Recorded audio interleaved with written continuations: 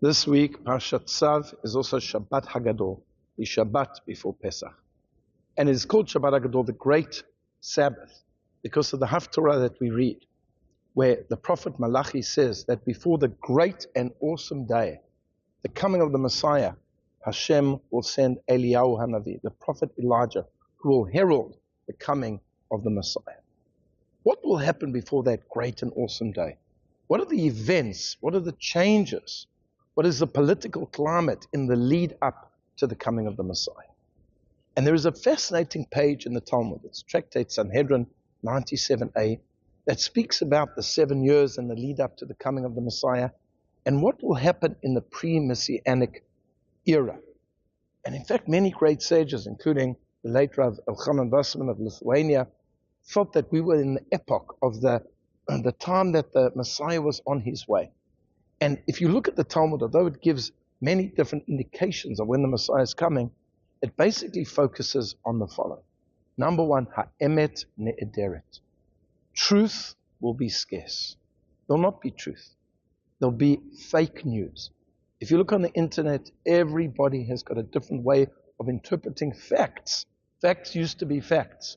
Now people have got a narrative. What's your narrative on events? And people can have completely different narratives. Ha'emet ne'ederet. Truth is lacking altogether. The other thing the Talmud says is that there will be hyperinflation. The cost of things will go up and up. And it says, for example, even though grapes will be in abundance, but the price of wine will be incredibly high. The cost of living will be enormous. The other thing that the Talmud says is that the quality of Torah will decrease. There may be thousands of people learning Torah, and Baruch Hashem in our generation, there are perhaps more people learning in yeshiva than at any time in history. We're not entirely sure. But there's certainly hundreds of thousands of people learning in yeshiva. But is the Torah learning the same quality as it was, for example, back in the Haim, back in Lithuania, back in Eastern Europe and Poland? It seems to be not.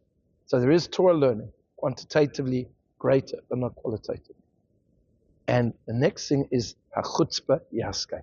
There will be so much brazenness that that young people will belittle older people. Old people will stand up for young people.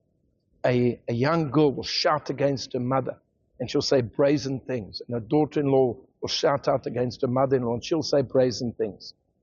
There will be a great deal of chutzpah. People will just get by on being brazen without really having a case. They'll just stand up and they'll shout, and they'll want to make their voice heard, as again we see on social media.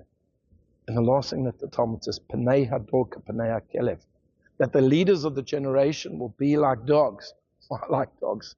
Rav Yisrael Salanta would explain that in the old days you would have a dog and would run in front of a coach, in front of a wagon. And it looked as if the dog was leading the way, but when they came to a crossroads, the dog would turn its head and lead back to see where the coach driver, the wagon driver, was going. Because really the wagon driver is in charge, not the dog. The dog has to look over his shoulder. The same thing with the leaders today. They're constantly looking over their shoulders, democratically appointed leaders, to see what the populace wants. They're not strong enough to make their own decision. All of these things are very, very prevalent in our generation. And please God, this heralds the coming of the Mashiach. And in the words of Malachi, Elijah the prophet should come soon. As we say at our Pesach Seder, we say, L'shana haba b'Yerushalayim, next year in Jerusalem, may it be speedily in our day, and we see the coming of the Messiah and the ultimate redemption. I wish you a Shabbat Shalom and a Chag Kasher v'Sameach, a good, kosher, and enjoyable festival.